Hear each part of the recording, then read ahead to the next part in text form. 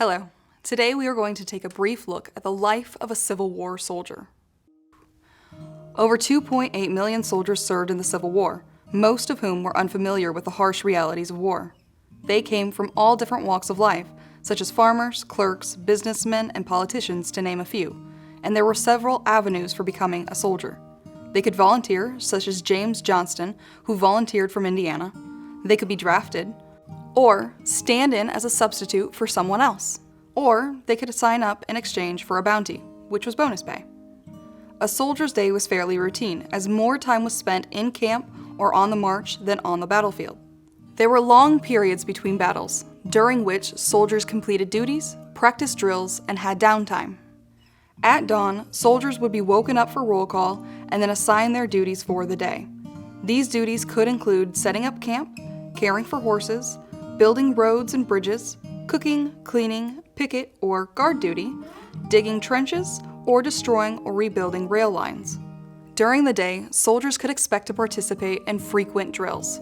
During drills, soldiers practiced marching in formation, either in individual squads or entire units. They also practiced battle maneuvers and received gun training. The drills were done in an effort to keep them ready to go into battle. Soldiers also had downtime in camp, and one of the most popular ways to pass the time was by reading and writing. Severe homesickness, inclement weather, unhealthy conditions, and a lack of privacy caused discouragement among many soldiers. Writing letters to loved ones and journaling their experiences helped to raise their spirits. Newspapers and letters from home were very popular because soldiers could learn about what was happening outside their camp. Soldiers would also play card games, chess, or sports, and there were different camp clubs such as Bible or theater clubs. Music was important during the Civil War. The bandsmen bolstered morale and guided troops on battlefields.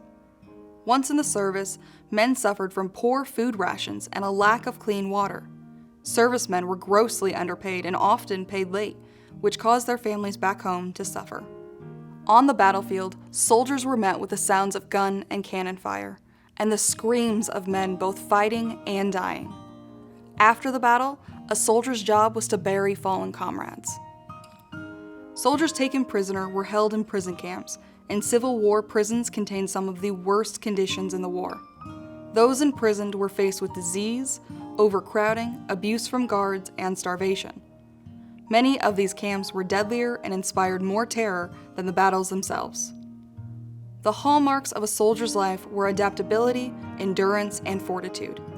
At the end of the war, as troops returned to Washington, D.C., they were met with a banner that read, "The only national debt we never can repay is the debt we owe the victorious soldiers."